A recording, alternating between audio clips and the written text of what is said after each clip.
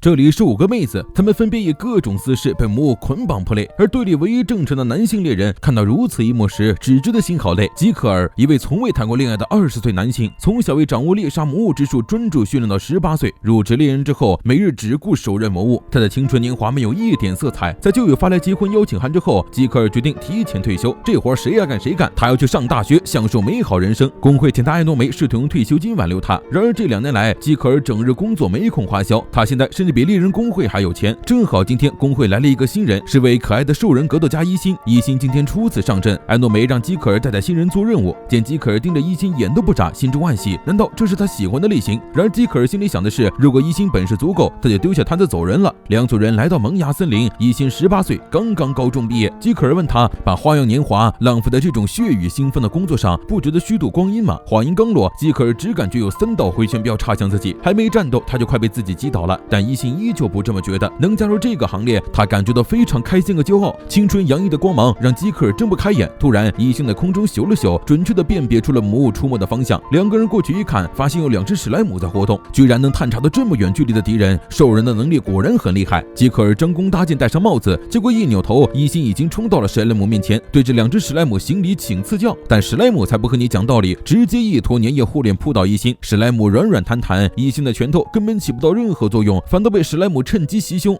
你说这个史莱姆他正经吗？看着伊辛被史莱姆打到瘫软在地，基克尔实在不明白这是个什么章程。史莱姆可是炮灰中的炮灰，他帮伊辛拽出2只史莱姆。史莱姆的身体能抵御打击，但是核心脆弱，建议使用贯穿攻击一击命中。但伊辛并没有带任何武器，对格斗家来说，身体就是武器，凭借一己之身守护全部。虽然伊辛差点连一己之身都没有守住，这时伊辛再次感受到了魔物的气息。基克尔对待魔物非常谨慎，炮灰好说，正面对抗大型魔物就太傻了。然而伊辛在道场里只学了正面对抗，基克尔让伊辛学习他做陷阱、放冷箭什么的。伊辛对此表示太卑鄙了，他学不来。今天单算精神伤害都快把基克尔给送走了。出现在他们面前的魔物是北海熊，基克尔表示他先出手，不成功的话伊辛负责佯攻。伊辛大喊一声好嘞，成功引起了北海熊的注意。猪队友不可怕，可怕的是队友不只是自己猪。伊辛正面出击，主动送菜，被北海熊抱在怀里不可描述，害怕的哇哇大哭。基克尔一箭穿脑救下伊辛，只觉得心好累。回到工会后，伊辛失落的默默落泪。基克尔其实准备辞掉工作去挑战未知的大学生活，但他现在意识到自己必须找到可靠的继任者，不然城镇会被踏平的。基克尔问伊辛，狗的家是不是都他这样？伊辛挠挠头，他师傅评价他优点和弱点都是天真。艾诺梅让基克尔多给伊辛一点时间，而且又有新的女孩子加入了工会，可爱程度不亚于伊辛。基克尔很生气，不要把他当成那种无节操的异性求友人员好吗？尴尬的是，说完这句话，新人就来了，这次是白魔法师萝莉梅蒂娜。伊辛开心地跑上去和梅蒂娜打招呼，这个新人也由基克尔负责带，看来培训新人是最快的离职方式。基克尔只好答应，但梅蒂娜就不干了，她可没办法和基克尔这种以泡妞为目的的色狼共事。基克尔让梅蒂娜放心，他对这种平板的身材小孩子没兴趣，惨遭梅蒂娜法正敲头。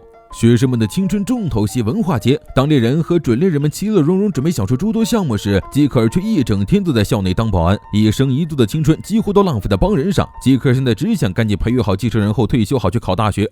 今天他要带着伊辛和梅蒂娜2个人去探索森林。在这个世界上，猎人、法师、格斗家等战斗职业被统称为守卫，职责是守护城镇和居民不受到魔物侵害，主要工作就是巡逻和讨伐魔物，还会做运输和保镖。史莱姆再次出现，这次是伊辛的雪耻之战。在基克尔的指挥下，伊辛悄悄地靠近史莱姆。梅蒂娜不明白区区史莱姆有什么好谨慎的，史莱姆确实炮灰，但就是有人能和史莱姆打得平分秋色。再看场上，伊辛不出所料的又被史莱姆缠住了。基克尔阻止梅蒂娜救人，远程职业不应该贸然行动，而是要冷静观察情况。而且今天他还要锻炼自己的毅力。昨天他因为队友的奇葩动作方寸大乱，他一定要克制自己不能发火。想起基克尔说要用贯通攻击打破核心，伊辛伸出惯手刺向史莱姆，史莱姆轻松一跃躲开，伊辛的手指砸在石头上，史莱姆飞起粘住伊辛双手，试图对他进行不可描述。基克尔实在是忍不了了，出手解决了史莱姆。梅蒂娜帮忙治疗了伊辛骨折的手指，虽然治疗魔法还是要花钱的。这时一只巨大的史莱姆突然出现，因为体型太大很难触及到核心。伊辛一听既然如此，那就轮到他出场了。说着伊辛发动格斗技反击，回避对方的攻击，同时返还强烈一击，乃是攻防一体的必杀技。但是这技能有个缺点，就是可反击范围极小，而且发动后无法解除，一旦敌人无视他，他就是个废物。乌鸦嘴就是说啥啥灵。史莱姆直接无视了一心拎起了身后的梅蒂娜，吉克尔好头疼，一心一定要把自己的每个动作都拿来搞笑嘛。他射穿史莱姆的手臂，一个飞扑接住了坠落的梅蒂娜。史莱姆见打不过，立刻逃之夭夭。吉克尔觉得自己干不来这个，他过去一直都是独来独往，没有团队指挥经验，再加上拉不出怪的坦和任性至极的奶，他离职的日子遥遥无期。返回工会后，梅蒂娜向吉克尔道谢，两个人的关系变得好了起来。梅蒂娜也觉得吉克尔的小队不错，没课的时间可以来帮忙。一问梅蒂娜还是个15岁的高中生，吉克尔立刻让艾诺梅把准入门槛提高的成年，一心实在有碍身心健康发展。猎人工会的前辈威尔因为继承了家里的苹果园而从护卫一职隐退，吉克尔非常难过，倒不是有多不舍，而是主力隐退，他就更没有走人的空间了。这时艾诺梅告诉他，又有2个新人女孩子加入，一道晴天霹雳劈中了吉克尔，他的工作量又要增加了。这次来的是黑魔法和战士，战士是攻守兼备、泛用性极高的职业，黑魔法师则具备属性攻击和范围火力。吉克尔本以为看到了希望的曙光，然而来的黑魔法师希可却是一个提不起一点干劲的废柴，满脸都写着不想上班。吉克尔不想把时间浪费在这种人身上，但希可一把拽住吉克尔，表示自己会好好听话，虽然不情愿，但为了生活还得做，他只想要分钱。一个能力不足，一个没有干劲儿，这个队伍吉克尔看着都头疼。一心干劲十足，连上3天班都不觉得累。察觉到魔物的动向，一心二话不说冲了上去。今天他绝对不会辜负吉克尔的期待。然后不出所料，没有任何意外的产生了意外，虽然出了点意外，但这可是证明实力的好机会。吉克尔叫了几声没人答应，结果回头一看，希可跑了这么几步，差点累断气。黑魔法师可是一直都是一群阴暗的家里蹲，他又不是近战法师。为了避免一心再遭迫害，吉克尔只能独自收拾了北海熊。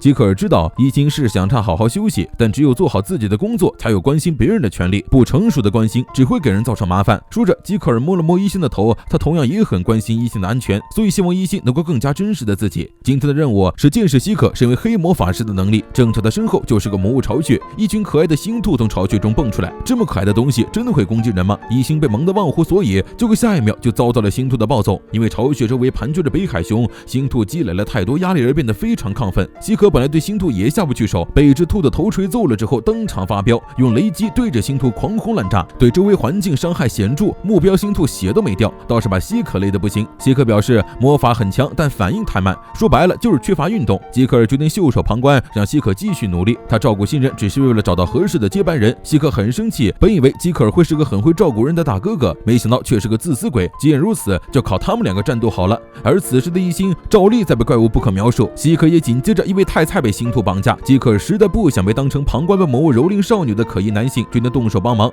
然而此时希可恼羞成怒，直接发动魔法降下大范围落雷。星兔察觉不妙，溜得飞快，一阵雷击之后，一心战斗不能，希可战斗不能，吉克尔全靠技能回避。3个人回到工会，狼狈少女和无伤的青年，这个组合实在让人不多想。希可还添油加醋，控诉吉克尔看他们被魔物玩弄。同时另一名新人战士哈娜也到了工会。他和希可是青梅，但和懒惰的黑魔法师不同，哈娜非常正经，而且容易热血上头，但是战斗能力货真价实的高，甚至不会输给成年人。吉克尔似乎又看到了希望的曙光，他终于遇到相对友好且有用的战力候补了。但吉克尔很快发现，哈娜是装备制造商诺金运动的社长千金，哈娜倒是没有大小姐架子，希望大家能像普通朋友一样对待她。不过眼看着哈娜一群侍从，吉克尔总觉得要是对哈娜开了什么玩笑，是真的会被灭掉。